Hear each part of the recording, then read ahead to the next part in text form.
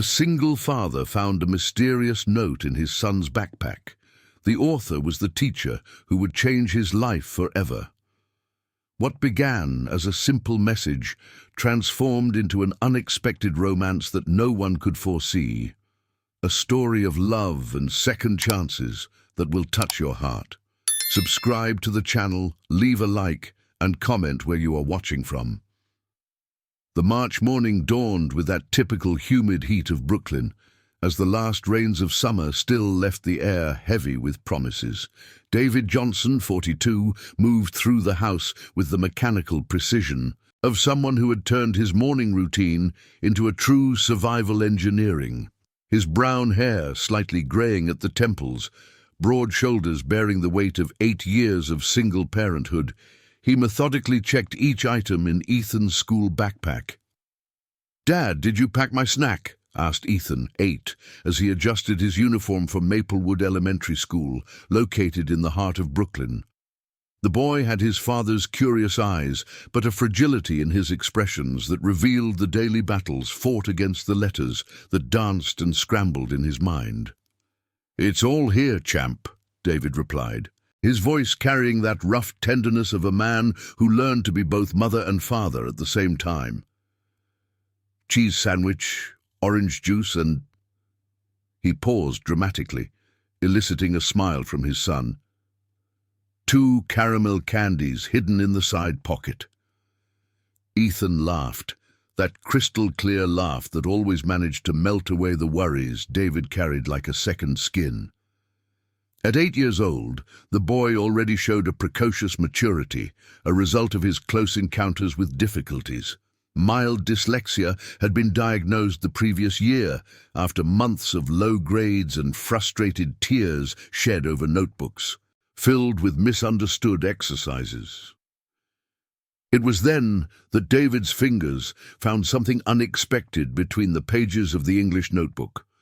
A folded paper kept with the care of someone guarding a precious secret. At first, he thought it was just another one of Ethan's school notes, perhaps a message from a classmate or a forgotten lesson. But when he unfolded the paper, his breath caught for a moment. The handwriting was feminine, delicate, yet firm. Each letter formed with the precision of someone who chooses words like a craftsman selects his tools. There was no rush in that writing, just a careful attention that leapt from the page like a silent embrace. "Dear Ethan, I know that sometimes words seem to play hide and seek with you, but I want you to know something important. You are much smarter than you realize. Today, during our conversation about dinosaurs, I saw your eyes shine in a special way. You have an extraordinary imagination and a knack for asking questions that surprises me every day. Don't worry if reading still seems difficult. Everyone has their own time to discover the secrets of letters, and I will be here to help you on this journey. You are special just the way you are. With love, Ms. Smith." David reread the note 3 times, feeling something strange moving in his chest, an emotion he had buried long ago under piles of engineering reports and single-parent commitments. It wasn't just the content of the words, although they revealed a deep understanding of Ethan's internal struggles. It was the way they had been written, with a delicacy that transcended professional duty. "Dad, are you okay?" Ethan watched his father with that sharp intuition that sensitive children develop too soon. "I'm fine, buddy." David carefully folded the note, placing it in the pocket of his blue dress shirt he wore for work. "Your teacher, Ms. Smith. She's nice, isn't she?" Ethan's face lit up instantly. "She's the best in the world. Yesterday she taught me a new way to read difficult words, making little drawings next to each letter. And you know what else?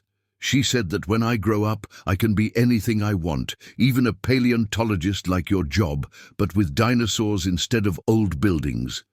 David smiled, but inside he felt a growing curiosity about this woman who had found such a special way to connect with his son. All these years, since Ethan's mother had left when the boy was just 6 months old, He had gotten used to being the only adult capable of deciphering Ethan's emotional codes. Seeing that someone else could see beyond the learning difficulties awakened in him a deep gratitude, and if he were honest with himself, a curiosity that went beyond paternal interest. The drive to school was always the same, 10 minutes by car through the tree-lined streets of Brooklyn, passing by the colorful houses that bravely resisted real estate speculation. Small artist studios and cafes that already exuded the aroma of the first espresso of the day. Ethan usually remained silent during the ride, observing the world through the window, but that morning he was particularly talkative. "Dad, Miss Smith said she's going to organize a special science fair for our class. Each of us will choose a topic we like the most. I already know what I'm going to do." "Oh, really? And what will it be?" "I'm going to talk about how ancient engineers built castles without modern machines, just like your job, but even older." David felt his chest swell with pride. For years, he had worried if Ethan truly understood and valued his work in restoring historical landmarks. Many times when he came home with dirty hands from mortar and dusty hair, he felt that for an 8-year-old, his job must seem less exciting than those of other dads who worked with computers or television. But Ethan always paid attention when David shared the challenges of bringing life back to century-old buildings, about the importance of preserving the architectural memory of the city, about how each old wall held stories of families who lived and dreamed. "And there, I think Miss Smith will love your idea," commented David, parking in front of the school.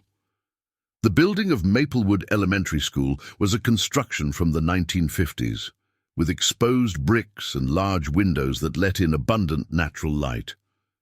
David had always admired the simple yet functional architecture of the place, typical of the era when schools were believed to be bright and airy spaces to stimulate learning. As he accompanied Ethan to the gate, David found himself involuntarily searching for a female figure who could be Miss Smith. He knew she taught second grade, Ethan's class, but in all those months of dropping off and picking up his son from school, his encounters with the teachers had always been brief and formal. "Bye, Dad.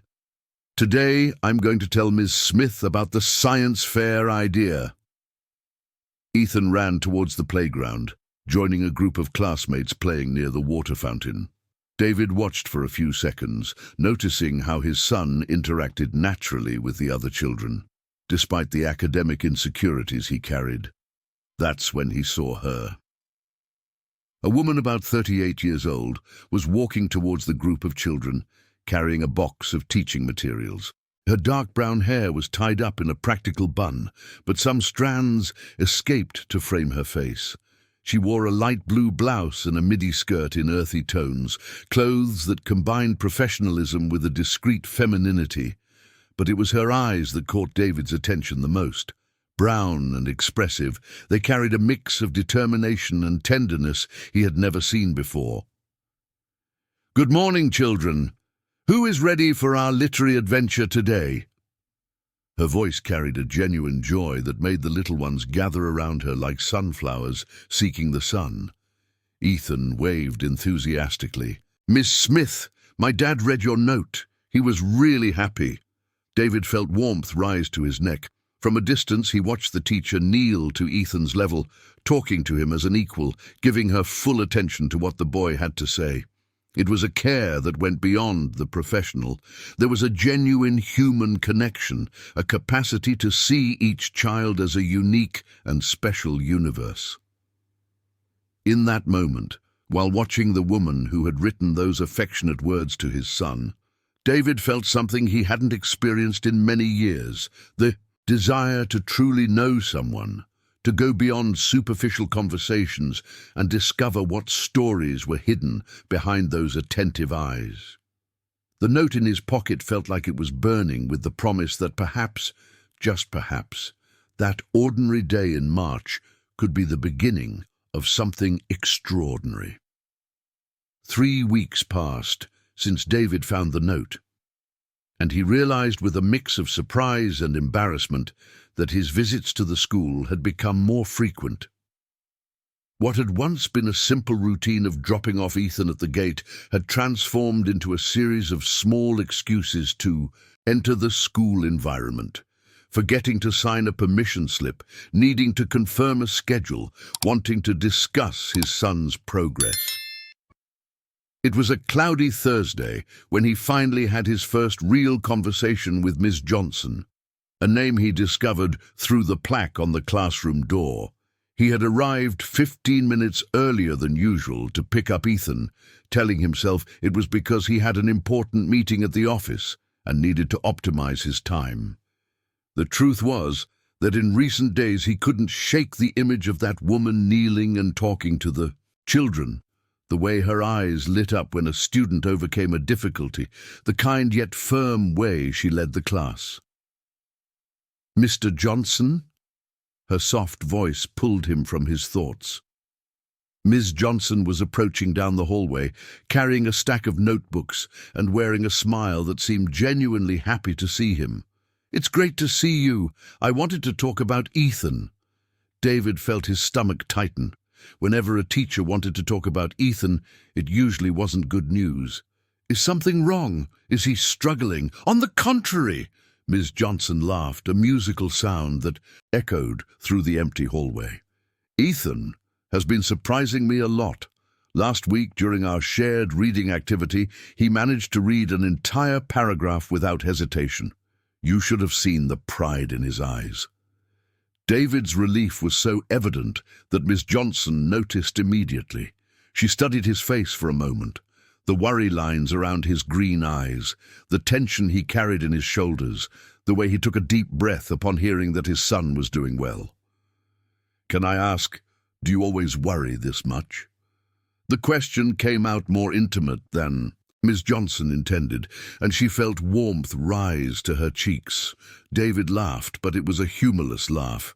"When you're a single father of a child with learning difficulties, worry becomes second nature. I always feel like I'm failing at something." "You're not failing." The firmness in Ms. Johnson's voice surprised him. "Ethan is one of the most caring and intuitive children I have ever had the pleasure of teaching. He has a unique way of seeing the world, and that is a gift, not a flaw." They walked in silence down the hallway, passing by children's drawings stuck to the walls, by science projects displayed in makeshift showcases. David noticed how Ms. Johnson greeted every school staff member by name, how she stopped to genuinely admire the students' work, how her steps had a calm yet determined rhythm. "Ms. Johnson, can I ask you a question?" David stopped near the window that overlooked the playground, where Ethan was playing tag with other classmates. "Of course, and you can just call me Helena." She positioned herself next to him, watching the children run freely. They were happy. "Why did you choose to work in special education? I mean, it must be challenging to deal with children who have difficulties." Ms. Smith was silent for a long moment, and David feared he had asked an inappropriate question.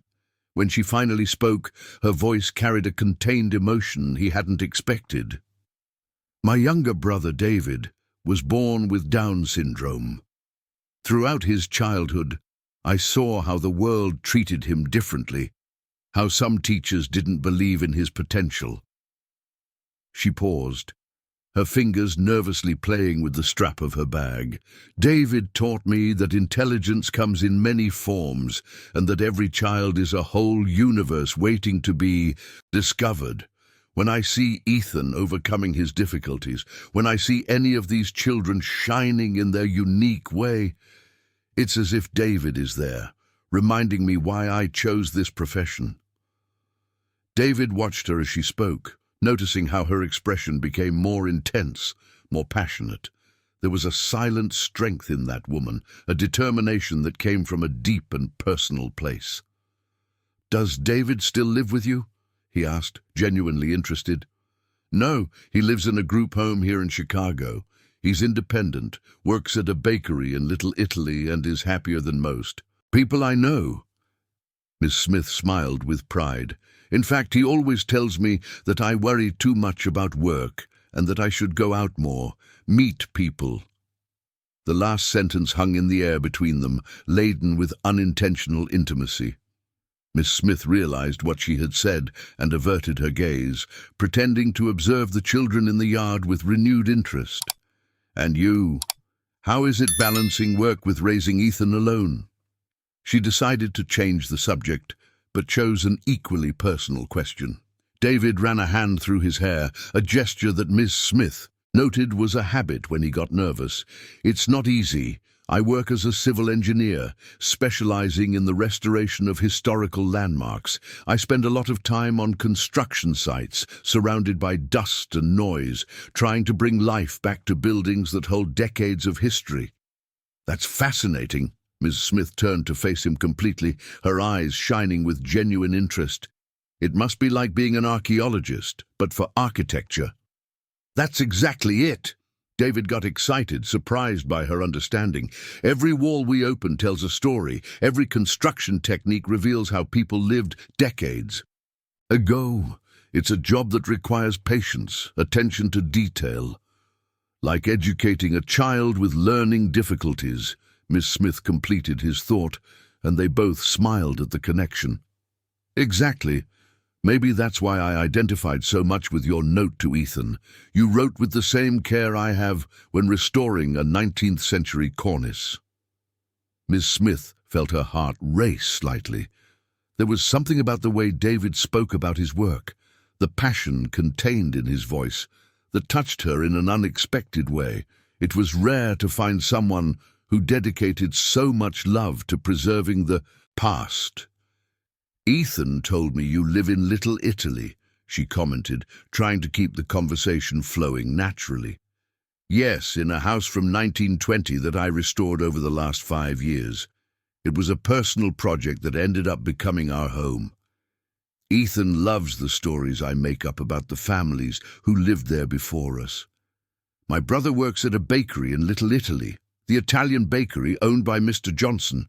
Small world, right?" David stopped in the middle of the hallway, a look of surprise taking over his face. "I can't believe it. I have coffee there every Saturday morning with Ethan. Mr. Johnson always gives us extra sweet bread and tells stories about Italy to Ethan." "So you already know my brother." Miss Smith laughed, delighted by the coincidence. "David is the guy who's always smiling with dark hair and who talks a lot about soccer." "David, of course. Ethan loves talking to him about dinosaurs. David has an impressive memory for scientific names." "He studied paleontology on his own," Miss Smith explained with pride. "People sometimes underestimate his abilities, but he is brilliant." At that moment, an invisible connection formed between them. The mutual understanding that they both carried the responsibility of protecting and nurturing special people in their lives, and that they had both learned to find beauty in the challenges of that journey. The school bell rang, interrupting the moment. The children began to line up, and Ethan waved excitedly to his father from the window. "I need to go get my class," Miss Smith said, but hesitated before stepping away. "David, it was really nice talking to you. I rarely meet someone who understands so much about caring for special people." "It was special for me, too," David replied, and there was a sincerity in his voice that made Miss Smith blush slightly. Maybe we can talk more often. About Ethan, of course, and about education." "Sure," Miss Smith smiled, but her eyes said she also hoped the conversations would go beyond academic topics. "Ethan is lucky to have a father who cares so much." As she walked toward her classroom, David watched, noticing the graceful way she moved, the affectionate way she greeted each child who passed by her. Ethan came running down the hallway, backpack on and a crumpled drawing in hand. "Dad! Look what Miss Smith helped me make today. It's you working on an old castle." David looked at the drawing, childlike lines depicting a man in a hard hat amidst a construction site full of details. In the corner of the page, with the careful handwriting he already recognized, Miss Smith had written, "Ethan, you draw with the same care that your father takes with the old buildings." At that moment, walking to the car, hand in hand with his son, David realized that something had changed. The note in the backpack had been just the beginning. Now there was a real person behind those careful words, a woman with her own stories, dreams, and an extraordinary capacity. David found himself anxious for the next meeting for the first time in many years. April arrived, bringing the first truly cold mornings of the year in Chicago. David had gotten used to arriving a few minutes early at school, and Miss Johnson had begun to find small excuses to be in the courtyard or hallway during the arrival and dismissal times of the students. Neither of them openly admitted to this new routine, but both felt a silent anticipation that made those moments the most awaited of the day. It was on a Tuesday morning, while David was absent-mindedly flipping through a magazine in the waiting room of the school, awaiting a meeting with the curriculum coordinator, that his eyes landed on something unexpected on the coffee table. Among the educational publications and school newsletters, there was a worn book, The Discovery of the World by Clarice Lispector. David carefully picked up the volume, immediately recognizing the edition he had at home, one of the few literary heirlooms he had kept from his mother. The yellowed pages had that particular smell of a beloved book, handled by hands that cherished it. "Sorry for the wait." Miss Johnson's voice made him look up. She was walking toward him, carrying a folder with evaluations and that smile that had become familiar. "The coordinator had to take an urgent call. It will take a few more minutes." "No problem," David raised the book. "I was just distracting myself with an old friend."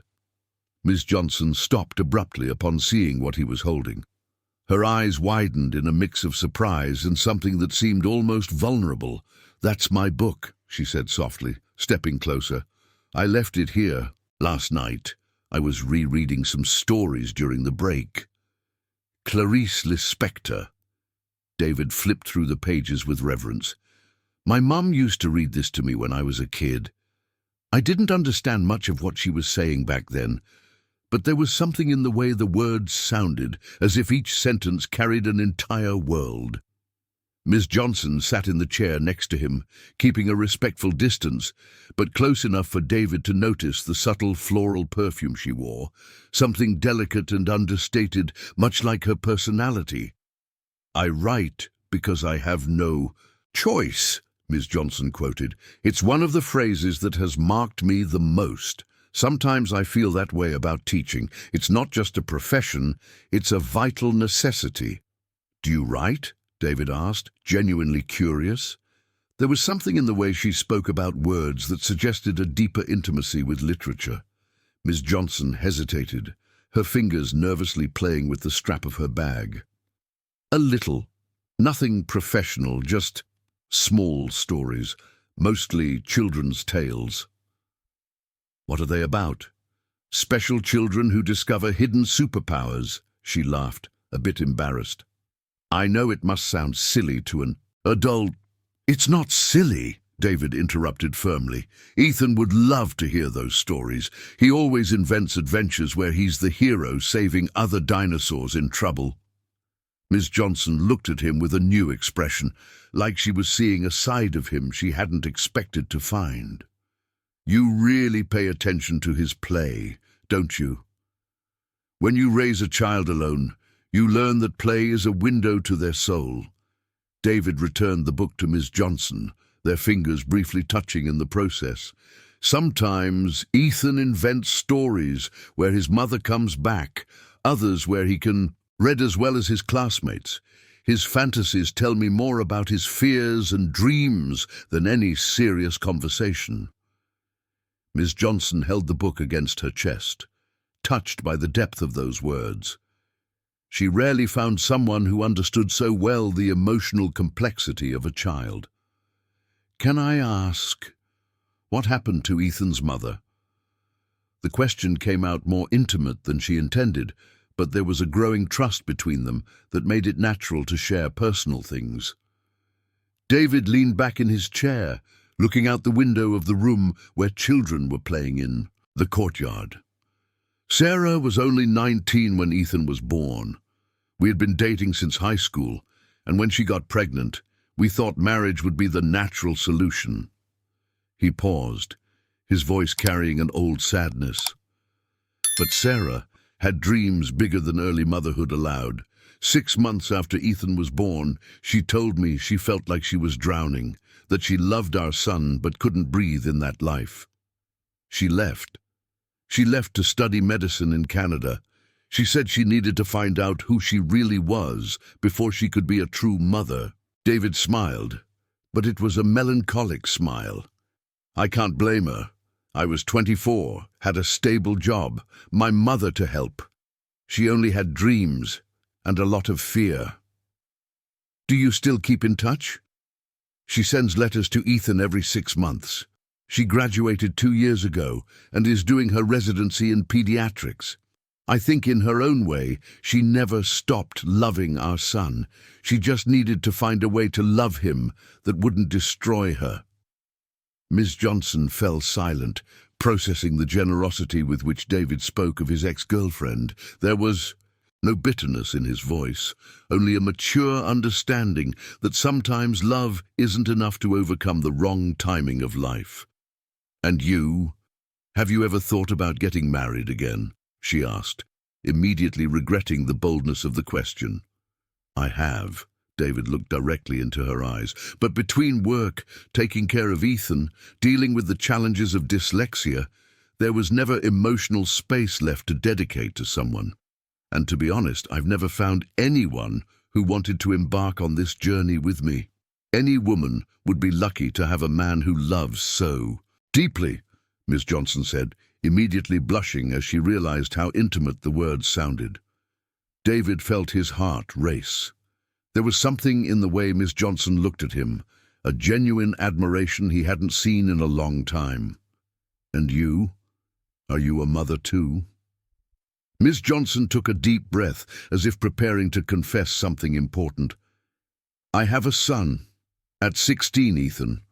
I got pregnant at 22 from a relationship that didn't work out. The father never wanted to take responsibility. It must have been hard raising a teenager alone. Ethan is an amazing boy. Miss Smith smiled with genuine pride. Smart, determined, wants to be an engineer. Actually, she hesitated. He has a fascination for historic buildings. He's always watching documentaries about historical architecture and dreams of working in the restoration of monuments. David straightened in his chair, surprised. Really? Ethan keeps talking about old buildings because he's inspired by my work. Maybe Ethan would like to see some projects. He would love that. Mrs. Smith got excited, then seemed to realize she was being too enthusiastic. I mean, if it wouldn't be too much trouble for you. Trouble. Miss Smith, it would be a pleasure. I rarely meet young people interested in historical preservation. Most want to build new skyscrapers, not restore old mansions. At that moment, the educational coordinator appeared at the door, interrupting the conversation. Mr. Johnson, we can start our meeting. David stood up, but before heading to the coordinator's office, he turned to Ms. Smith. Would you like to grab coffee someday? You could bring Ethan. I'd bring Pedro. We could talk more about education, about our kids. Ms. Smith felt her heart race. I would love that. How about Saturday morning at the Italian bakery? At 9? Perfect. Ethan will love meeting you. As David headed to the meeting, Ms. Smith held Clarice's book against her chest, feeling an emotion she hadn't experienced in a long time. There was something special about that man, the way he spoke about his son with such love, how he carried no bitterness from the past, how he showed genuine interest in her life. Later that day, while grading papers at home, Miss Smith found herself smiling at the coincidence that they both loved Clarice Lispector. There was something poetic about it, as if literature had created a bridge between two worlds that seemed so different on the surface, yet held so many deep similarities.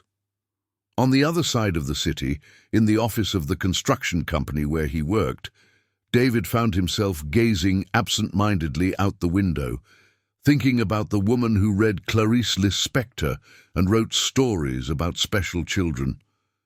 For the first time in years, Saturday morning wouldn't just be another routine with Pedro. It would be the beginning of something he didn't yet know how to name, but that was already warming his chest with a hope he had forgotten to feel. The note found in his backpack had only been the first step.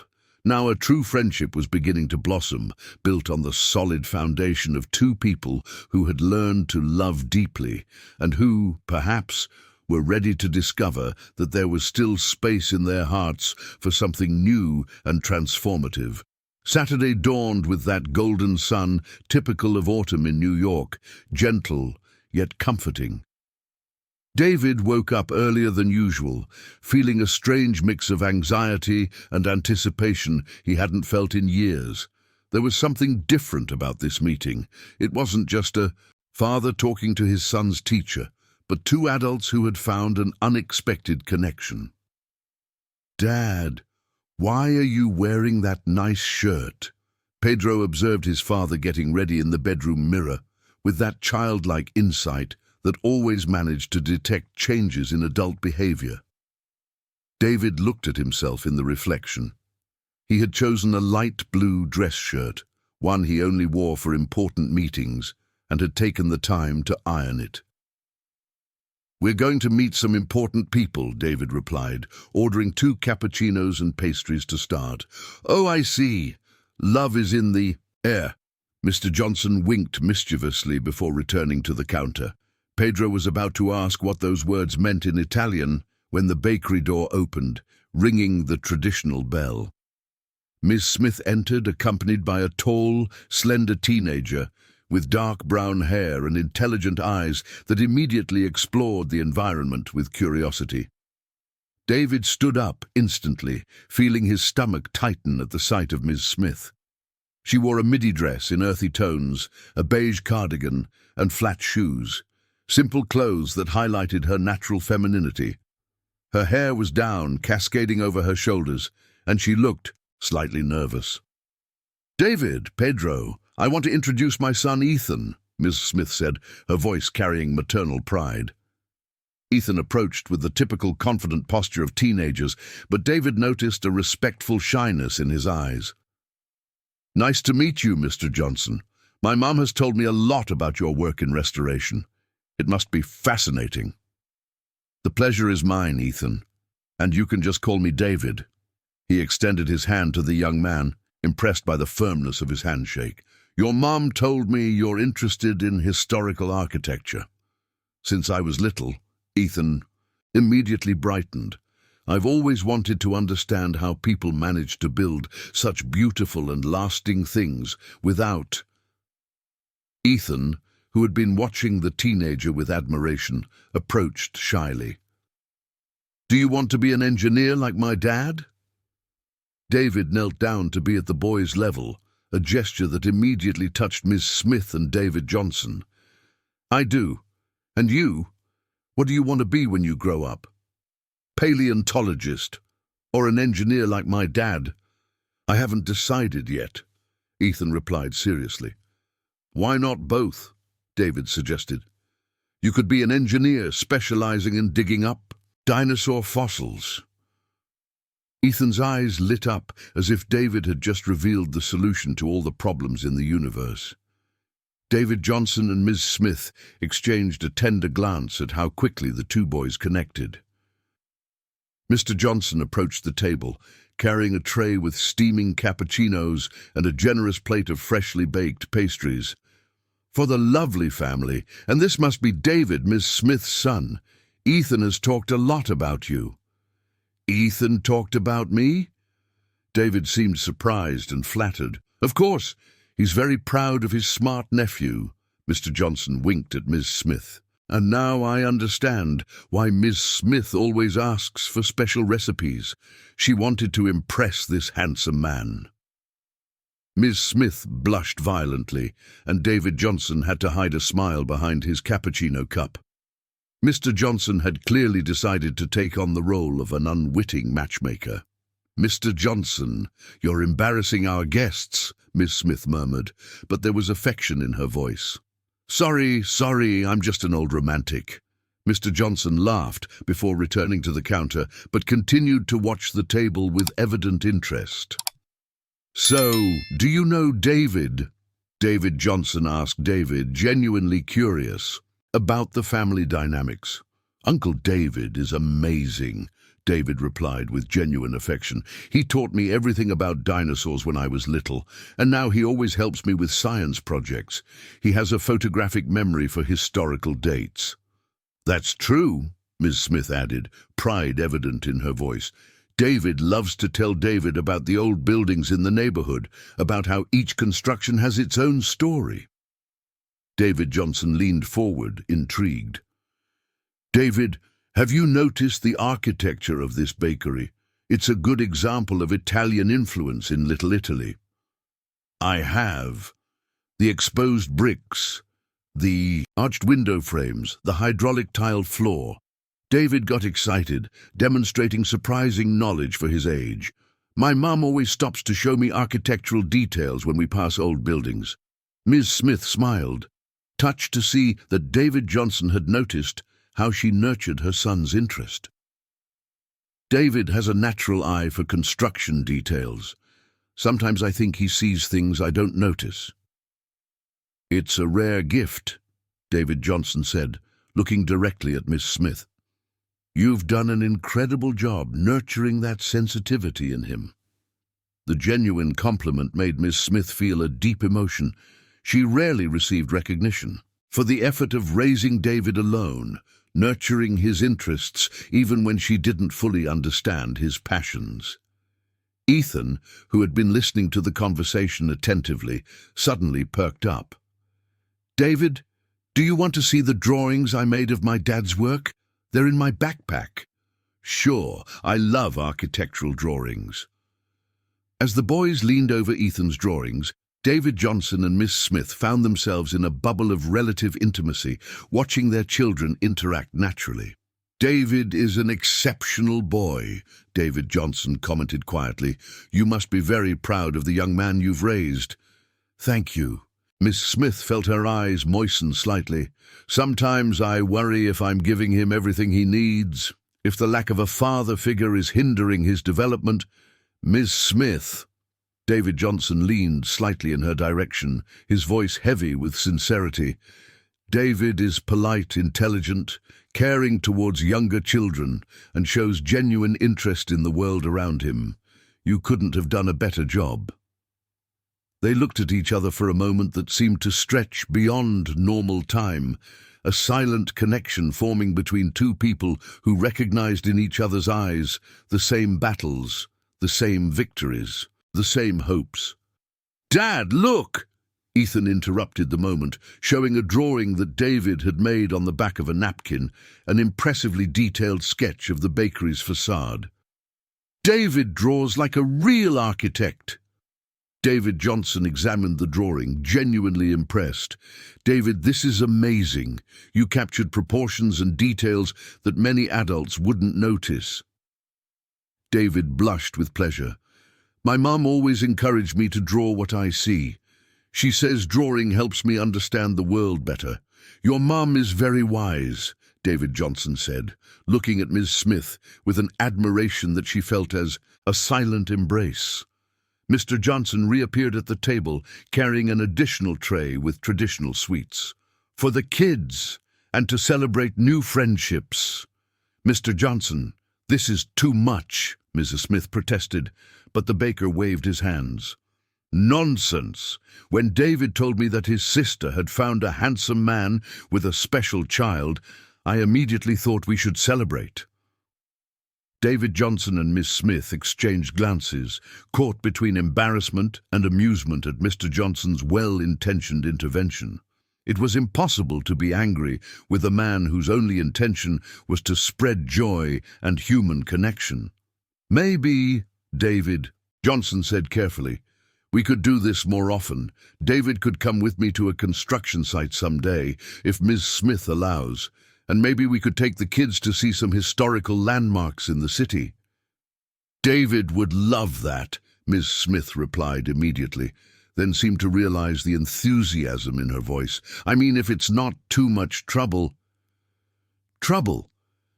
Ms. Smith, it would be a privilege to share my passion with someone who genuinely appreciates historical architecture."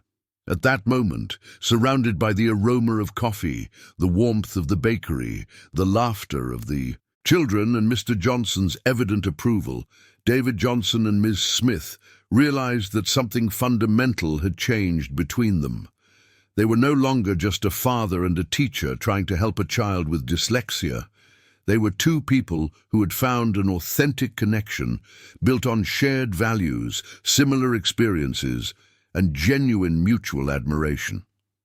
When they finally said goodbye at the bakery door, with concrete plans for a trip the following weekend, both walked home carrying something precious, the hope that perhaps life still held beautiful surprises for hearts that had learned to love deeply, even through difficulty. May arrived, bringing longer afternoons and an atmosphere of change that seemed to echo the growing feelings between David and Ms. Smith. The weeks following the coffee at the Italian bakery had turned into a series of casual meetings that neither wanted to admit they were actively seeking. David invented reasons to pass by the school outside traditional hours, and Mrs. Smith found excuses to linger a little longer in the yard during dismissals. It was on a cloudy Thursday afternoon that everything changed. David had arrived earlier than usual to pick up Ethan when he found Ms. Smith sitting alone on a bench in the yard, staring into space with a deep sadness he had never seen before. "Miss Smith, are you okay?" He approached slowly, noticing that she was holding an envelope in her trembling hands. She looked up, and David saw the contained tears she was struggling not to shed. "David, I'm sorry. I didn't want you to see me like this." "What happened?" He sat beside her on the bench, keeping a respectful distance but close enough for her to feel his support. Miss Smith took a deep breath, holding the envelope as if it were an unbearable weight. "It's about David. He was accepted for a full scholarship to study engineering at the University of Chicago. It's a dream he's had since childhood, an incredible opportunity." "That's wonderful," David exclaimed, but soon realized from her expression that there was more to it. But the program is full-time. David would have to dedicate himself completely to his studies, live on campus, and practically have no free time." The tears finally escaped, sliding silently down her cheeks. "He will turn 17 in July. He's still so young, and I don't know if I'm ready to let him go." David felt his heart tighten, witnessing the raw vulnerability of a woman who always seemed so strong and confident. "Mrs. Smith, you raised an extraordinary young man. This scholarship is proof that all your love and dedication were worth it." "I know," she sobbed softly. "I know it's selfish of me, but David is all I have. For 16 years, my whole life has revolved around taking care of him, ensuring he had all the opportunities he deserves. Now that I've succeeded, I don't know who I am without being David's mother." David, without thinking, reached out and gently touched her shoulder. "You are Miss Johnson. You are an exceptional educator who changes the lives of dozens of children every year. You are a woman who writes stories about special children, who loves Clarice Lispector, who sees beauty in details that others ignore. David is an important part of who you are, but he is not all that you are." Miss Smith looked at him through her tears, touched by how he described her, as if he truly saw her beyond her maternal role. "Do you feel that too?" she asked softly. "That feeling that our Identity is so intertwined with our children's that we don't know how to exist independently. David laughed, but it was a humorless laugh. Every day, sometimes I catch myself wondering who I would be if I weren't Ethan's father, if my work, my choices, my schedule weren't all determined by what is best for him. And have you come to any conclusions? I'm starting to discover, David looked directly into her eyes, that it might be possible to be a good father and still have a life of my own. That loving our children deeply doesn't mean disappearing as an individual. Miss Smith wiped her tears with the back of her hand, feeling strangely comforted by not being alone in those fears. David told me yesterday that one of the things he admires most about me is how I always put his dreams above my own. He said it as a compliment, but it made me realize that maybe I've gone too far. What do you mean? I mean that I'm 38 years old, and I haven't pursued a dream that is just mine in a long time. I haven't dated in 5 years. I haven't published any of the stories I write. I don't travel. I don't live beyond what is necessary to be a good mother. David felt a wave of recognition so intense that it almost took his breath away. Ms. Smith, you just described exactly my life for the past 8 years. They sat in silence for a few moments, watching the children play in the yard, each lost in their own thoughts about sacrifice, love, and identity. Can I tell you something? Miss Smith broke the silence, her voice still fragile but carrying a newfound courage. Of course. In the past few weeks, since we started talking, I found myself thinking about things I haven't thought about in years, about what it would be like to go out to dinner with an intelligent man, about what it would be like to have conversations about books and dreams, about what it would be like to be seen as a woman, not just as a mother or a teacher. David felt his heart race. There was a confession in her words that mirrored exactly what he was feeling. Ms. Smith. No, she gently interrupted. Let me finish. I'm scared, David. I'm scared that if I allow something to blossom between us, I am being selfish. David is going off to university, and I will be alone for the first time in 16 years, and maybe I'm clinging to the first person who makes me feel special. What if I told you that I'm feeling exactly the same thing? David turned fully to face her. That I'm also afraid of confusing loneliness with true love. That I worry if I'm being fair to Ethan by allowing someone into our lives.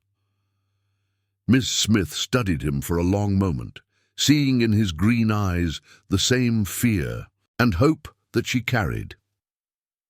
David wants to learn more about your work, she said softly, slightly changing the subject while maintaining the intimacy of the conversation. He has been asking about you every day since our coffee shop visit. Ethan also talks about David constantly. Yesterday, he asked me if David could be his older brother. What did you say? I told him that families come in many different forms, and sometimes we find people who become special to us, even if they aren't blood relatives. Ms. Smith smiled for the first time in the conversation, a genuine smile that lit up her face, still marked by tears. You're very wise with words. I learned out of necessity. Ethan asks very difficult questions about why his mother left, why some families are different from others. At that moment, Ethan came running into the yard, followed by some classmates. Seeing his father talking to Ms. Smith, he waved cheerfully, but soon noticed that something felt different in the atmosphere between the adults. Ms. Smith, are you sad? Ethan approached with that childlike sensitivity that always surprised adults. Ms. Smith knelt down to be at his level. I was a little sad, Ethan, but talking to your dad helped me a lot. My dad is really good at making people feel better, Ethan declared proudly. When I get sad about the hard letters, he always knows what to say. David felt his chest tighten with emotion upon hearing his son's words, and Miss Smith looked at him with renewed admiration. "Ethan is right," she said, standing up. "Thank you, David, for listening to me, for understanding, for reminding me of who I am beyond being a mother." "Thank you," David replied, "for showing me that I'm not alone in these fears." As they walked toward the parking lot, Ethan between them, David and Ms. Smith knew that something fundamental had changed that afternoon. They had shared vulnerabilities that they rarely show to others, recognized mutual fears, and, more importantly, planted the seed of a trust that could blossom into something very special. That night, Ms. Smith called David and had an honest conversation about the scholarship, her fears of being alone, and the importance of him following his dreams. David, with the surprising wisdom of teenagers, said something she would never forget. "Mom, you taught me to fly. Now, it's time for you to learn to fly too." On the other side of the city, David was tucking Ethan into bed and answering curious questions about why Miss Smith was sad. "Dad, does Miss Smith like you?" "I think we are special friends, son." "Like how you liked Mom?" David hesitated, realizing that the question was deeper than it seemed. "Different from how I liked your mom, Ethan. Sometimes when we grow up, we learn new ways to like people."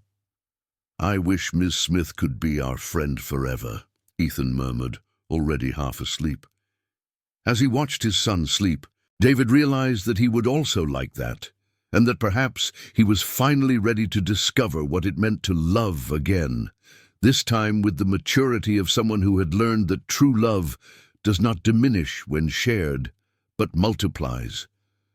June arrived, bringing that characteristic dry cold of winter in New York, along with the excitement of the school science fair. Ms. Smith had dedicated weeks to preparing her students for the event, but this time there was something different in her energy, excitement that even shone through the most monotonous pedagogical meetings. David had offered to help, Ethan with his project on ancient engineering, and what began as paternal support had transformed into something much larger. In the last 3 weeks, Friday afternoons had become regular meetups at David's restored house in Little Italy, where Miss Smith and David also participated in the research sessions. It was on one of those afternoons that everything changed definitively between them. "Dad, can you show David those old photos of the house?" Ethan asked while organizing his notes on Roman construction techniques at the kitchen table. David nodded, heading to the office to fetch the photo album that documented the entire renovation process. Miss Smith was in the kitchen preparing coffee for everyone, humming a tune he didn't recognize, but that created an atmosphere of domestic intimacy that made his heart race. "Miss Smith," he said, returning with the album, "can I show you something?" She stepped closer, drying her hands on a dish towel, the subtle scent that had already become familiar reaching him. "Of course." David opened the album to the first page, revealing photos of the house in its original state, peeling walls, exposed wiring, damaged floors. "This was our house when I bought it 6 years ago." Miss Smith looked at the images with genuine attention. "Wow, it was really deteriorated, but you can see the hidden potential, can't you?" "Exactly." David turned the page, showing photos of the renovation process. Every wall we opened revealed a surprise. Original tiles from the 1920s, solid wood beams, architectural details that had been covered by poorly done renovations. They flipped through the pages together, David explaining each step of the renovation with a passion that made Miss Smith understand why he had chosen that profession. There was something poetic in the way he spoke about bringing life back to spaces, about honoring history while creating functionality for the present. "This here," David pointed to a specific photo, "is my favorite part of the whole house." The image showed a small library with dark wood shelves, a worn leather armchair, and a window perfectly framing the garden in the back. But what caught Miss Smith's attention the most were the hundreds of books filling the shelves. "You built a library," she murmured, touched by the discovery. "Ethan was 3 years old when we started the renovation. I knew it would be essential to have a space dedicated to books, especially considering the difficulties he might face with reading." Ms. Smith turned to David, looked directly at him, and he saw a deep emotion in his eyes. "David, you've created a sanctuary for words. It's perfect. Would you like to see it in person?" The question slipped out before he could think of the implications. "I would love to." They walked down the hallway of the house, passing through the rooms and the living room, until they reached the library. Miss Johnson paused at the entrance, clearly moved by what she saw.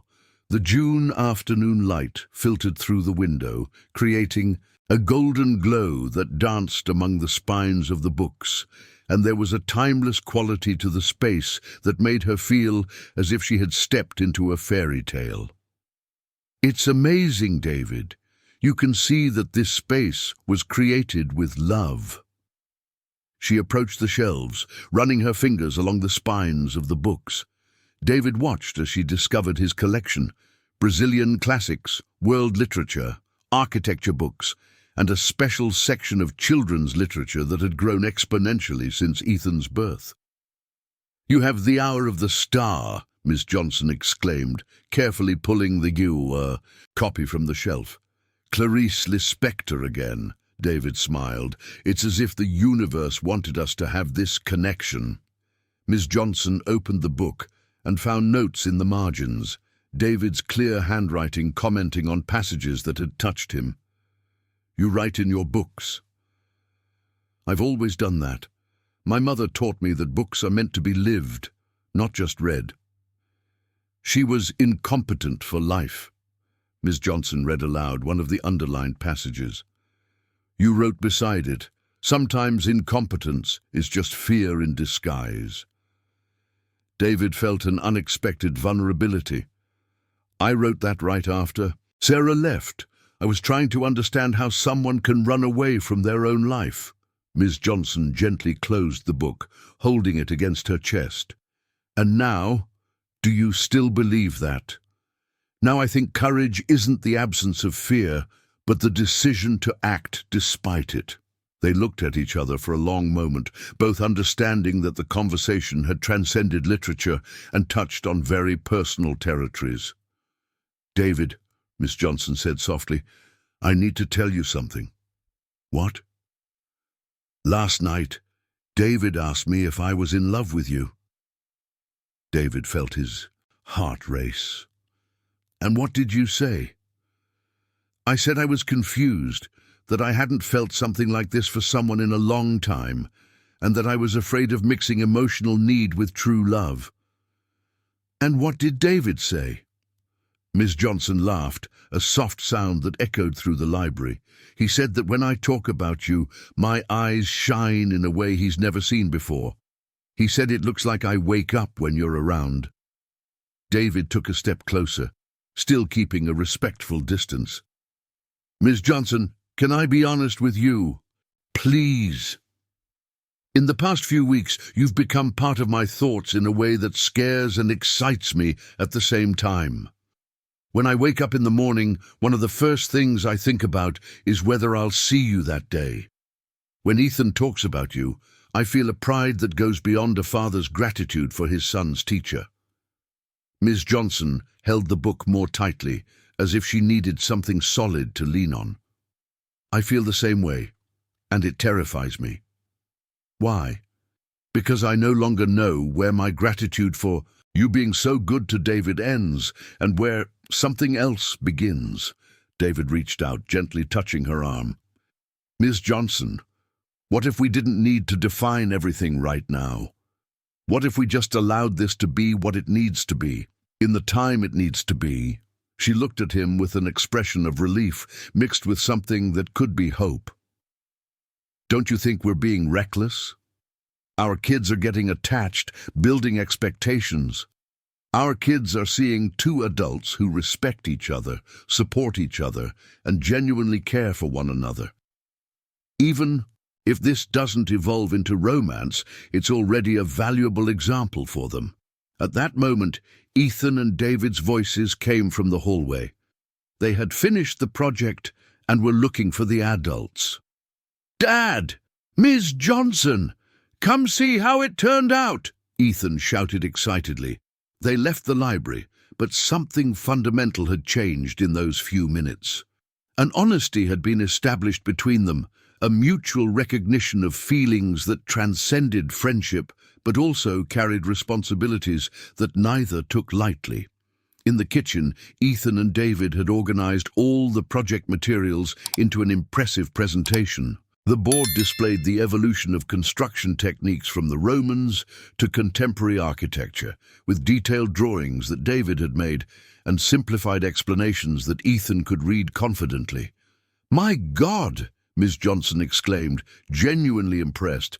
"This is amazing." "David helped me understand the hard parts," Ethan explained proudly, "and I helped him think of how to explain things in a way that the other kids in my class will understand."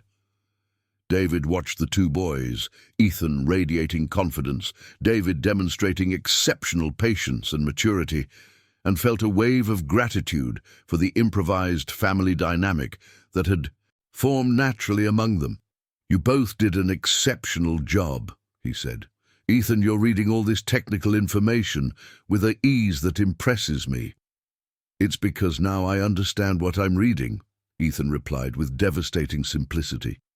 "David taught me that when you like the subject, the letters become easier." Ms. Johnson felt her eyes welling up as she realized the emotional and academic progress Ethan had made. Seeing that boy, who just a few months ago struggled with every word, now speaking confidently about complex concepts, was one of the purest rewards of her profession. Later, when Ms. Johnson and David were getting ready to leave, David walked them to the gate of the house. The street was quiet, lit only by the old streetlights he had insisted on preserving during the neighborhood restoration.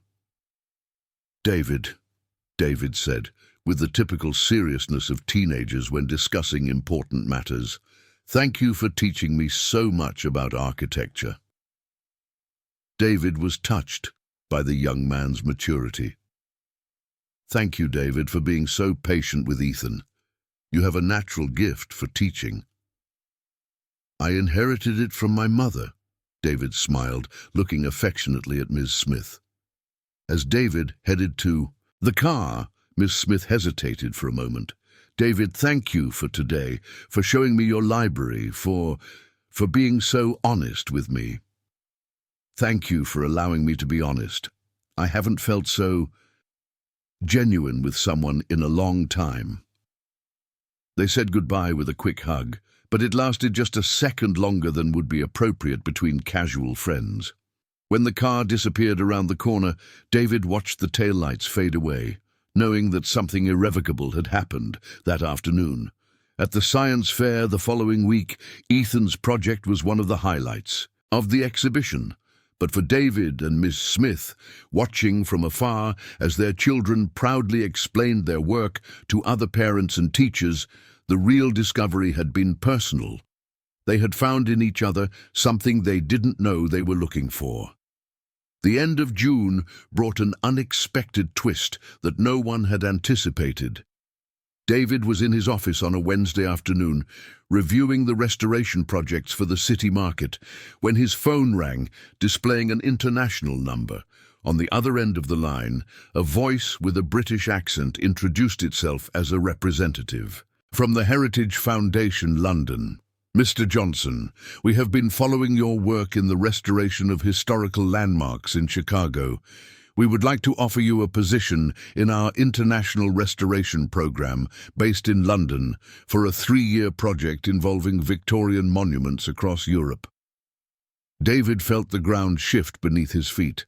It was the professional opportunity that any heritage specialist would dream of, working with some of the world's most important monuments with unlimited resources and international recognition.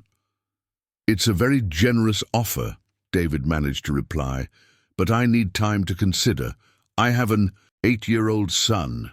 "Of course," The foundation offers full international schooling for dependents, housing in Kensington, and a benefits package that would include the complete relocation of the family. Could you give us an answer by the end of July? When he hung up the phone, David stood in his office for long minutes, trying to process what he had just heard.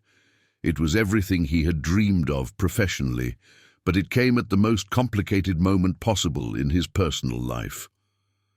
That same afternoon, Miss Smith was facing her own crisis.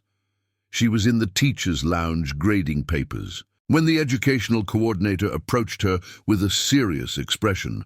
"Ms. Smith, we need to talk about your situation for the next school year." "My situation?" Ms. Smith looked up, confused.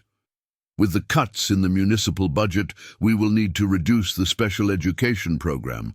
Unfortunately, your position is among those that will be eliminated." Ms. Smith felt as if she had been punched in the stomach. "But the program is working so well. The children are achieving exceptional results." "I know, Mrs. Smith, we all know about your exceptional work, but the decision came from above. You will have until December to find another position, and we will provide the best references possible." Miss Smith left the school that day carrying a weight that felt heavier than any challenge she had faced before. 16 years dedicated to special education, and now she found herself forced to start over from scratch. It was Ethan who first noticed that something was wrong with the adults in his life. "Dad, why are you so quiet today?" he asked during dinner, watching David absent-mindedly stir his food on the plate. "I'm thinking about work, son."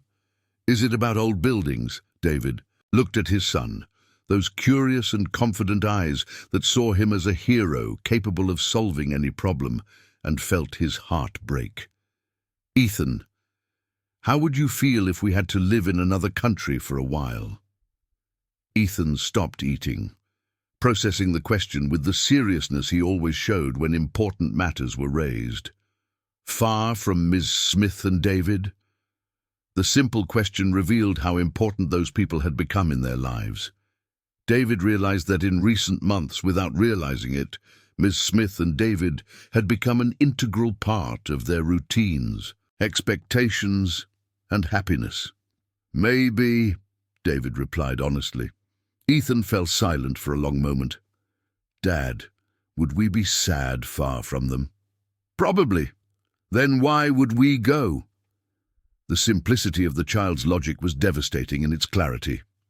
David realized he had spent decades making decisions based solely on practical and professional considerations, but now there were other variables in the equation, variables that involved the heart.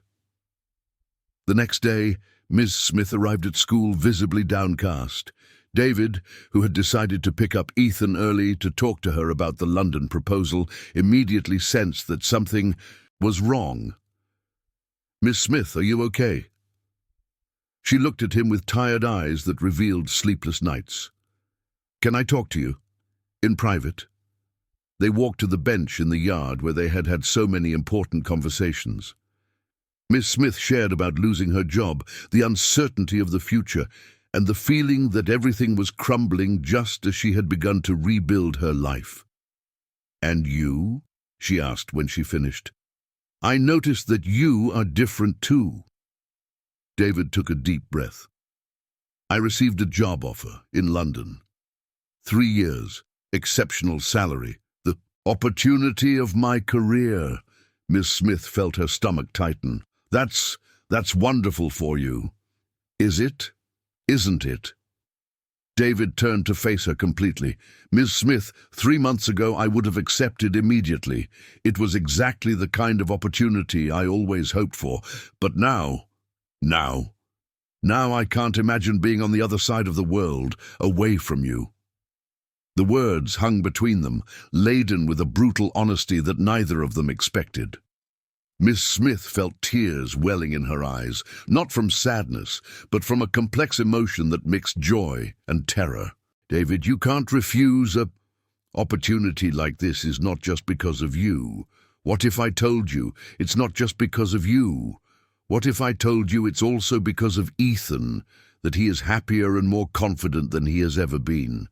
What if I told you it's for me, because for the first time in years, I wake up excited to live the day, not just to survive it? Miss Smith began to cry for real now, tears of an emotion she couldn't name. But David, I don't even have a job. My life is falling apart. Then let's rebuild together, David said, reaching out to wipe a tear from her face. Miss Smith, you helped me understand that preserving the past only makes sense if we are building something better for the future.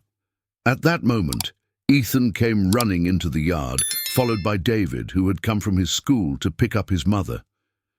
The two boys stopped when they saw the adults in an obviously serious conversation. "Is Aunt Miss Smith crying?"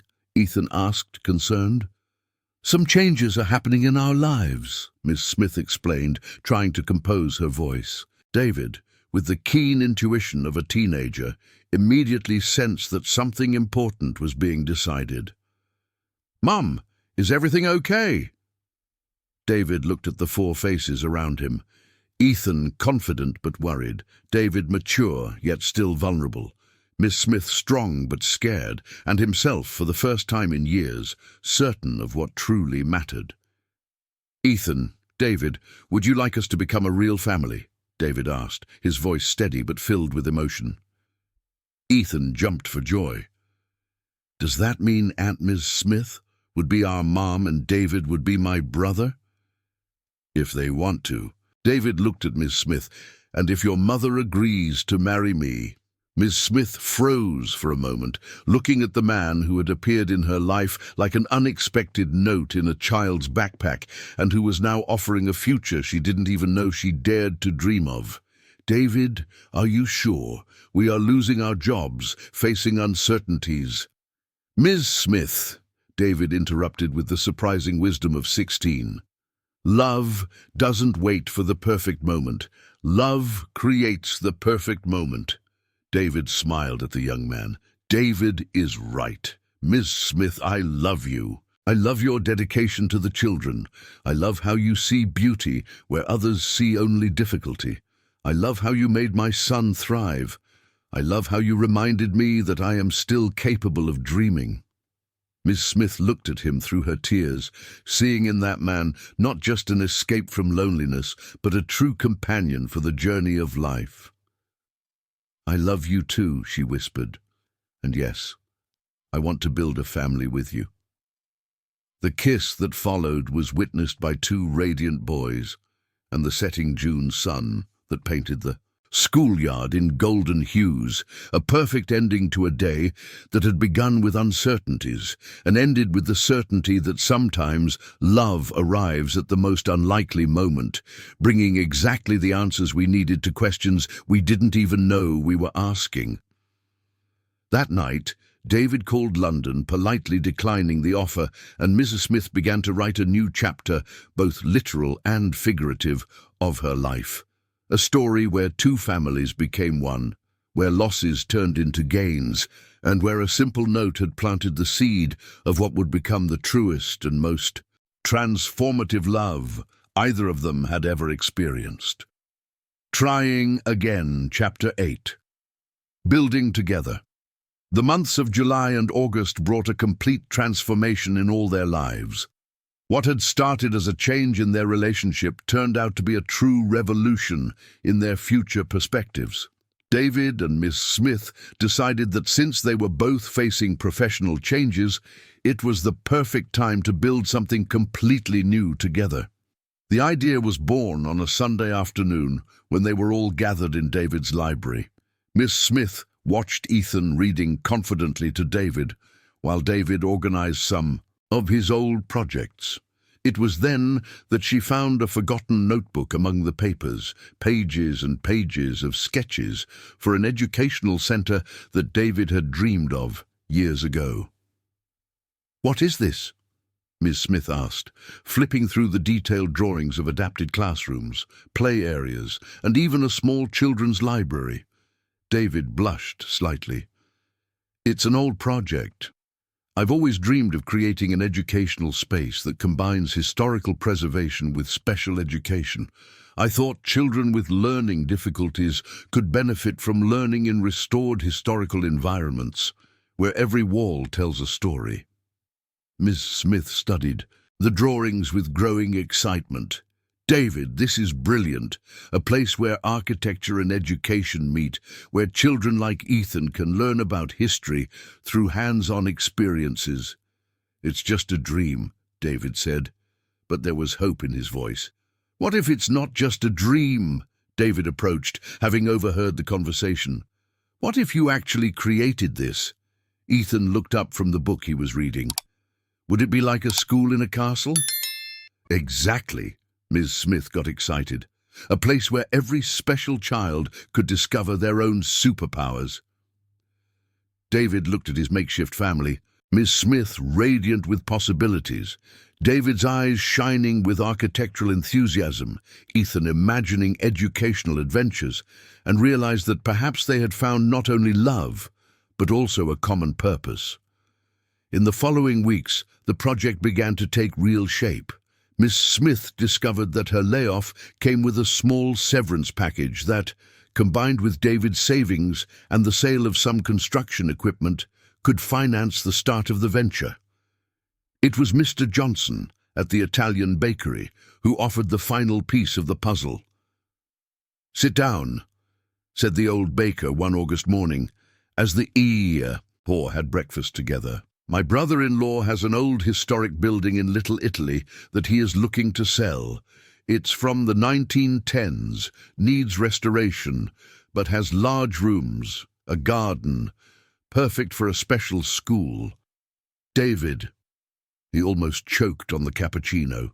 "Mr. Johnson, are you serious?" "Very serious. He is very old, wants to sell quickly. For you, special family, he would make a good price." That same afternoon, the four of them visited the mansion. It was a two-story eclectic-style house with neoclassical and Art Nouveau elements that had belonged to a prosperous family of Italian immigrants. The spacious rooms, high ceilings, and extensive garden were exactly what David had imagined in his wildest dreams. "Mom," Gabriel whispered to Ms. Johnson as they explored the second floor. "Here we could have a library just like David's, but bigger.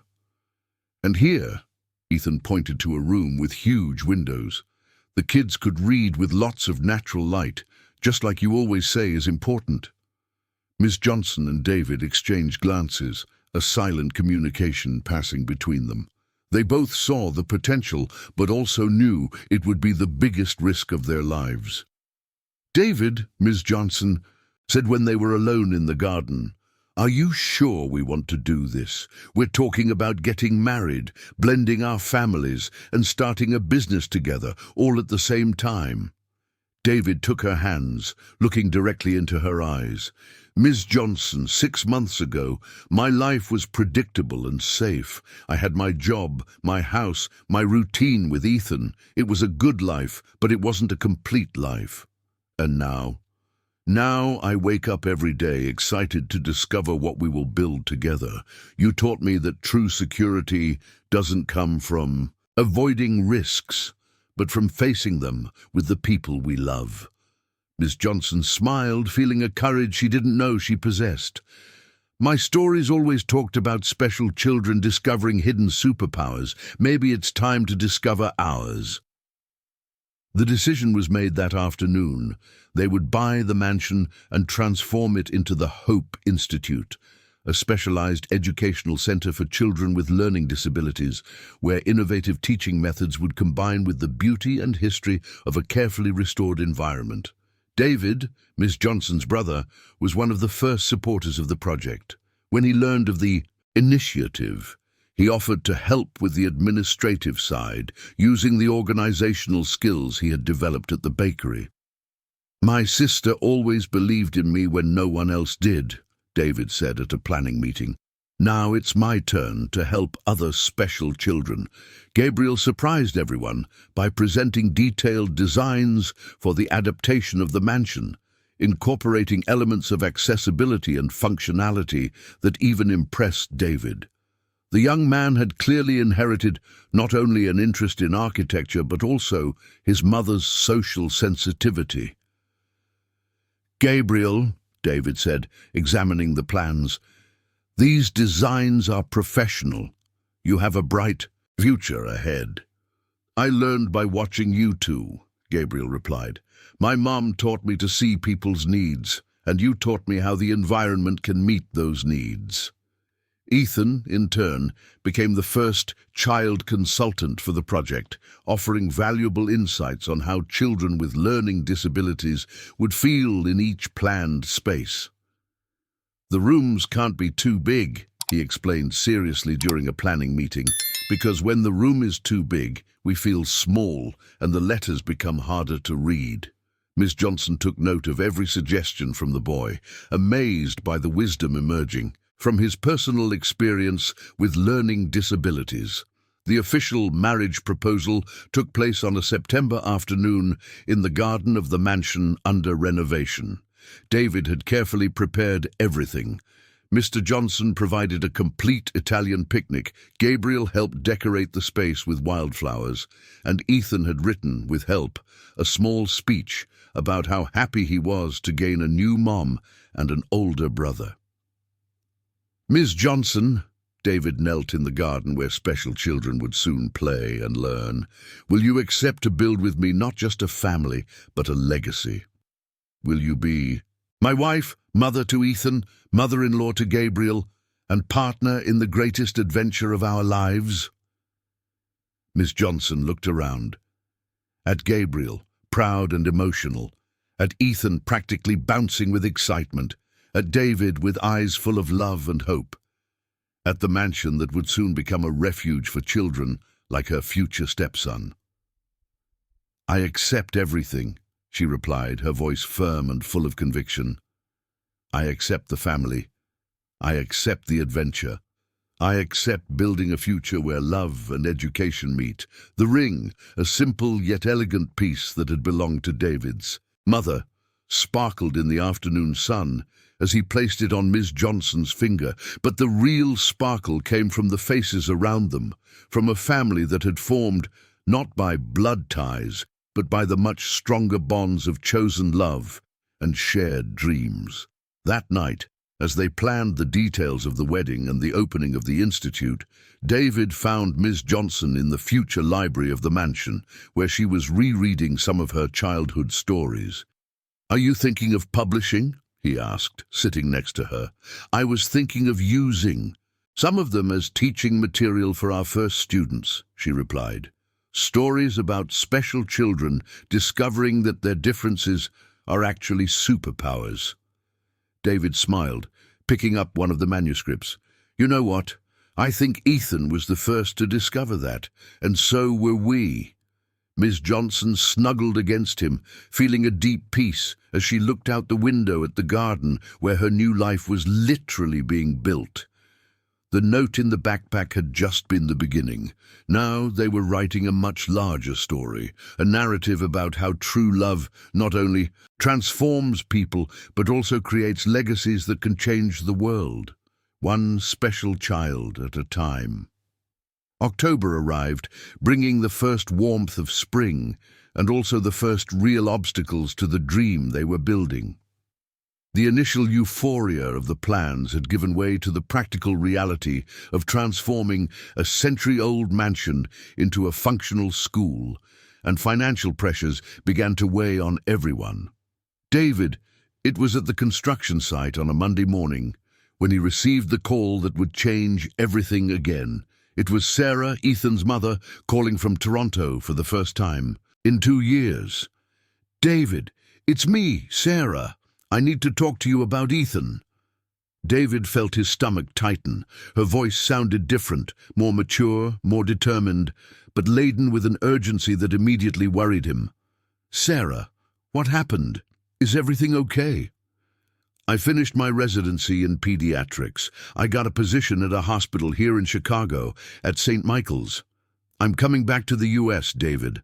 I want to truly meet my son." David leaned against the wall of the construction site, feeling as if the world had stopped spinning. "Are you coming back to stay?" "I'm coming back to make up for lost time. I know I have no right to show up after all these years and want to change everything, but David, I've matured. I know who I am now, I know what I want, and I want to be part of Ethan's life." When David got home that afternoon, Miss Smith immediately noticed something was wrong. He was pale, distracted, and there was a tension in his shoulders that she hadn't seen in months. "David, what happened?" she asked while preparing dinner in the kitchen of their home in Little Italy. David sat at the table, running his hands over his face. "Sarah called. She's coming back to Chicago. She wants to meet Ethan." Ms. Smith felt as if she had been punched in the stomach. In recent months, she had completely forgotten about Ethan's biological mother. The boy had become so naturally her stepson that the possibility of another maternal figure was completely outside her calculations. "How do you feel about this?" she asked, trying to keep her voice steady. "Confused? Scared?" Ethan barely remembers her. He was 6 months old when she left. For him, memories of a mother are based on the letters she sends and the stories I tell. And now she wants to come back into his life. She has legal rights, Ms. Smith. She is his biological mother. Ms. Smith sat next to David, fighting against a wave of panic that threatened to overwhelm her. "David, do you think she will want to take Ethan?" "I don't know. In the call, she said she wants to make up for lost time. That could mean a lot of things." At that moment, Ethan came running into the kitchen, returning from school with Gabriel, both excitedly talking about the progress on the Institute's construction. "Dad, Ms. Smith! Today, the new teacher at school asked if I wanted to join the special kids choir. She said my voice is beautiful." Ethan radiated happiness, completely oblivious to the emotional storm brewing in the adults' lives. "That's wonderful, champ." David managed to smile, but Miss Smith noticed the effort it took. "Gabriel helped me write a song about our new school. Want to hear it?" David and Miss Smith exchanged a worried glance. How could they explain to that radiant child that his life might be about to change completely? Again. "Of course, son. We want to hear," Miss Smith said, her voice slightly choked. Ethan began to sing a simple melody that Gabriel had helped compose. "In the new school, we will learn. Special kids will grow, with books, stories, and lots of love. Each one will find their worth." Miss Smith had to leave the kitchen to hide her tears. Ethan's innocent singing about a future that might no longer happen was devastating. David found her in the garden, watching the construction of the Institute through the window. "Miss Smith, we will face this together, no matter what. Sarah wants. Ethan is our son. He chose you as his mother, Gabriel as his brother. That won't change. But what if she wants custody? What if she proves she can offer more stability than a couple building an experimental school with no guarantee of success?" David hugged her from behind, resting his chin on her shoulder. "Then we will show that love cannot be measured in terms of financial stability." Sarah's visit was scheduled for the following Saturday. David decided he would be honest with Ethan about who she was, but in a way that wouldn't scare the boy. "Ethan, do you remember the letters that come from Canada? From the lady you call the lady who sent me letters when I was a baby?" "Sarah," Ethan replied casually. To him, Sarah was an almost mythical figure, someone who existed only in letters and photographs. "That's right. She's coming to the US and would like to meet you in person." Ethan processed the information with the calmness he always displayed in the face of important news. "Is she going to live here?" "We don't know yet. She's going to work at a Chicago hospital." "Is she going to like Ms. Smith and Gabriel?" The simple question revealed how Ethan viewed his current family as an indivisible unit. For him, anyone new would have to be accepted by everyone, not just by him. "We hope so," David replied, his heart tight. Saturday arrived grey and cold. Sarah showed up promptly at 2 in the afternoon, driving a rental car and wearing an expression of barely concealed nervousness. David watched as she walked toward the house. Sarah was unrecognizable. Her once long blonde hair was now brown and in a modern cut. She had lost weight, and there was a seriousness in her demeanor that hadn't existed at 19. She wore elegant yet conservative clothes and carried a medical bag that underscored her new professional identity. "David," she said as she approached, her voice heavy with contained emotion. "You look great, more mature." "Sarah, you've changed a lot too." They greeted each other formally, both aware that Miss Smith was watching from the living room window. Ethan appeared at the door, curious but not particularly anxious. For him, this was just another adult visit, like so many others that had happened during the construction of the Institute. Sarah saw him, and David noticed the exact moment her heart broke. Ethan was clearly his son. He had his dark eyes and face shape, but he had completely grown out of his influence. He was a confident, well-cared-for, happy boy. "Ethan?" Sarah knelt down to be at his level. "I'm Sarah, the person who wrote you letters." "Hi, Sarah," Ethan replied politely. "Thank you for the letters. I still can't read very well, but Dad always reads to me." Sarah looked at David with a deep expression of gratitude. "He's beautiful, David. You did an amazing job." "I didn't do it alone," David said softly. "Ethan, would you like to introduce Sarah to Miss Smith and Gabriel?" Miss Smith appeared at the door, and David saw Sarah make a visible effort to disguise her surprise. Miss Smith was clearly older than Sarah had expected, more mature, more maternal. "Sarah, this is Miss Smith, my fiancée, and this is Gabriel, her son." "Nice to meet you." Sarah extended her hand to Miss Smith, who greeted her with professional but cold courtesy. Gabriel, with the manners that Miss Smith had taught him, introduced himself properly, but kept a protective distance from his mother. During the next 2 hours, Sarah observed the family dynamic with growing understanding. She saw how Ethan naturally ran to Miss Smith when he got hurt playing in the garden, how Gabriel patiently helped the boy with a difficult word, how David and Miss Smith functioned as a parenting team with apparent ease. When Ethan proudly showed Sarah the drawings he had made of the Hope Institute, explaining how it would be the special school where all different children could learn to be heroes, Sarah finally understood what she had found. "David," she said as they were saying goodbye, "can I speak to you privately?" They walked to the gate of the house, away from Ethan's ears. "I came here intending to propose shared custody," Sarah said, her voice choked. "I spent 8 years feeling guilty, thinking I could make up for lost time by being a present mother now. And now I see that Ethan already has a mother he chose, who loves him, who understands his needs in a way that would take me years to learn." Sarah wiped away a tear that had escaped. "Miss Smith is his mother, David, and you have become the father I always knew you would be." David felt such a deep relief that he had to lean against the gate. "But," Sarah continued, "I would like to be part of his life in a different way.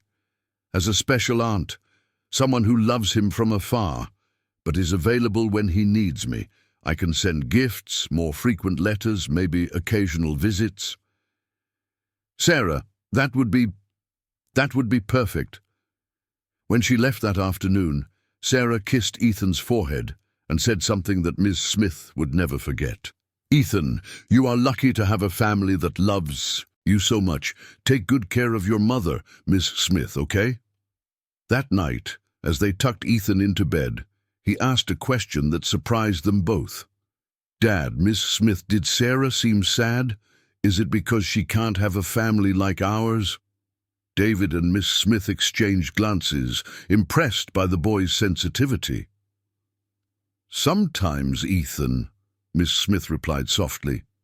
"People make choices when they are young that seem right at the time, but later realize they could have chosen differently." But can she come visit our new school when it's ready? If you want, David said. I want. She seems nice, but our family is already complete the way it is. When they left the room, David picked up Miss Smith in his arms and kissed her with a passion and gratitude that she felt down to her bones. "Thank you," he murmured against her lips. "Why?" "For being the mother that Ethan chose. For being the woman I chose. For accepting our crazy family and our impossible dream." Miss Smith smiled, feeling a deep peace. "David, you taught me that the best dreams are the ones that seem impossible at first. From the garden, they could see the lights of the Institute under construction, their future taking shape brick by brick, dream by dream. The storm had passed, leaving their family stronger and more united than ever, ready to face any challenge the future might bring.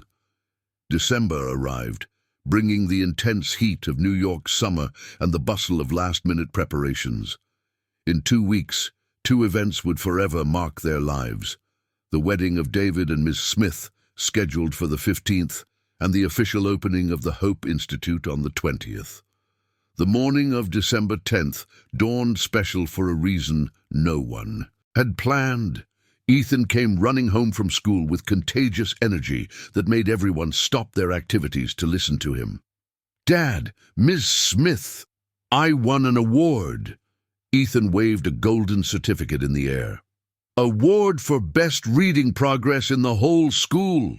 Miss Smith knelt down to hug him, feeling her eyes fill with tears of pride. "Ethan, that's amazing.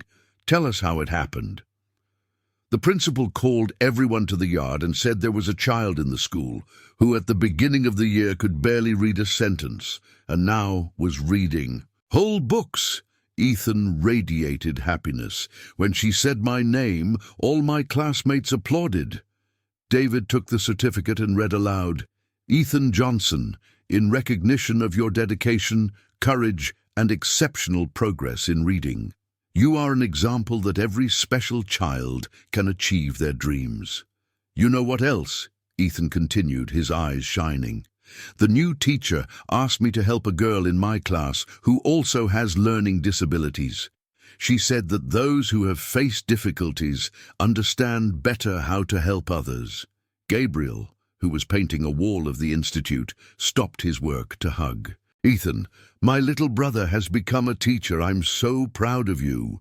At that moment, Mr. Johnson appeared at the door, carrying a box of celebratory sweets.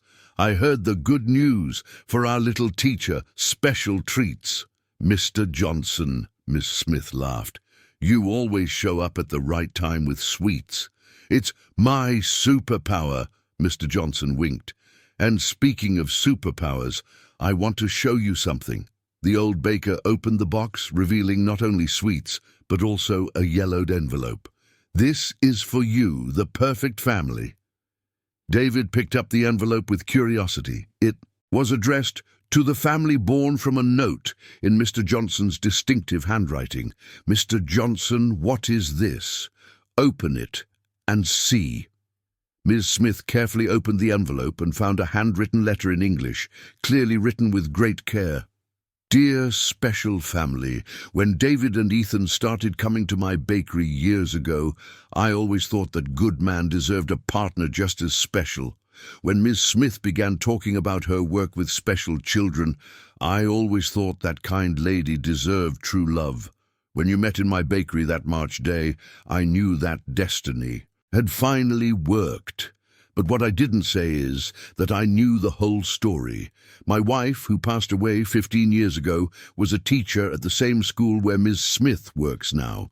She always spoke of a very talented young teacher who had started working with special children. Her name was Helena. When my Maria passed away, she made me promise that I would take care of the special people who crossed my path. When you fell in love in my bakery, I knew Maria was smiling from heaven. This institute you are creating is exactly what Maria always dreamed of, a place where every special child can discover their magic.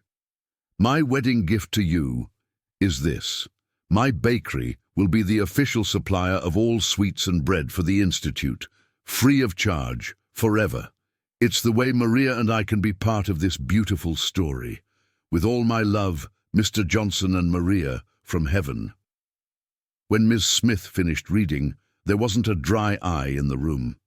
Even Ethan, who had understood the essence of the letter, was moved. "Mr. Johnson," David said, his voice choked, we don't know how to thank you. You don't have to thank me. You do the work, I provide the sweets. It's a perfect partnership."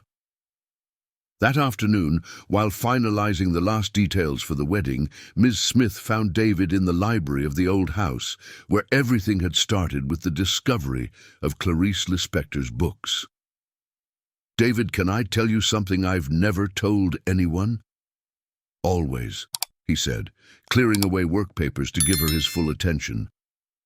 "That first afternoon when I wrote the note for Ethan, I wasn't just trying to help a student. I was going through a very difficult time. Gabriel, as a teenager, questioning everything.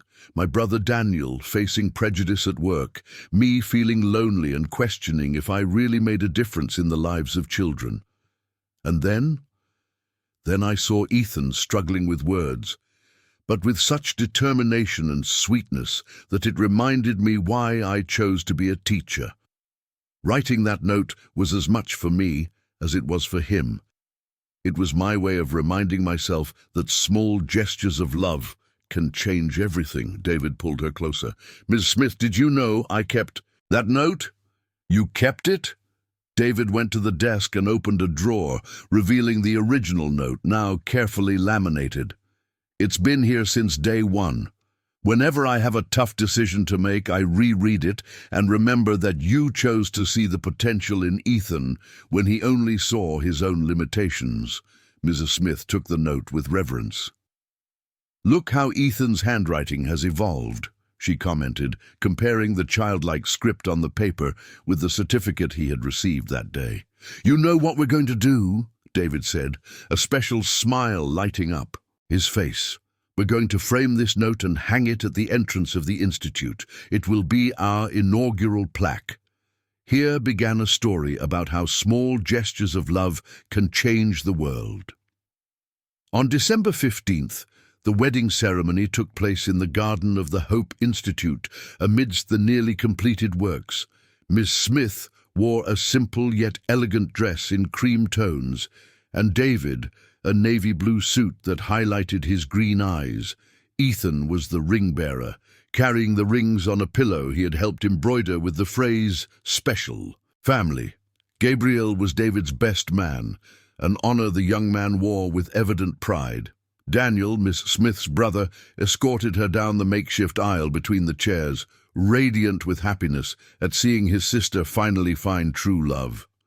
Mr. Johnson was the unofficial officiant, having insisted on giving a speech about the love that was born in his bakery. "David and Miss Smith," said the official celebrant, "would you like to exchange personal vows?" David took Miss Smith's hands, looking directly into her eyes. "Miss Smith, you taught me that life is not about building perfect walls, but about creating spaces where love can flourish. I promise to be your partner in raising our children, your partner in building our dreams, and your love for a lifetime." Ms. Smith, with tears of happiness streaming down her cheeks. "David, you showed me that it's never too late to write a new chapter in our story. I promise to be your partner in preserving what is good from the past, your partner in building a better future, and your eternal love." When they kissed, sealing their union, Ethan shouted, "Long live Mom, Ms. Smith and Dad," making everyone laugh and applaud. Even more enthusiastically, the reception took place in Mr. Johnson's bakery, which he had closed to outside customers and transformed into an authentic Italian celebration. Daniel surprised everyone by playing the piano and singing a song he had composed for the occasion about siblings who become families and families that become communities. On December 20th, The inauguration of the Hope Institute gathered dozens of families interested in special education, local authorities, and, surprisingly, Sarah, who had returned from Toronto specifically for the event. "I didn't want to miss this historic moment," she explained to David and Ms. Smith. "Ethan sent me a drawing of the school via email, and I knew I needed to be here." The first class would be small, just 8 children, including Ethan. Ms. Smith had developed a revolutionary curriculum that combined traditional methods with playful therapies in restored historical environments. David, who had just turned 17, surprised everyone by announcing that he had decided to take a gap year before university to help implement the institute. "I want to learn firsthand how education and architecture can combine," he explained. "And I want to be here to see Ethan become the little teacher he is, already turning into." During the inauguration, Ethan was invited to unveil the plaque at the entrance of the institute. When the fabric was removed, everyone could see the original note framed alongside the official plaque, with the inscription that David had suggested. "Aunt Miss Smith," Ethan whispered as he gazed at his now immortalized note, "do you think other children will find their superpowers here?"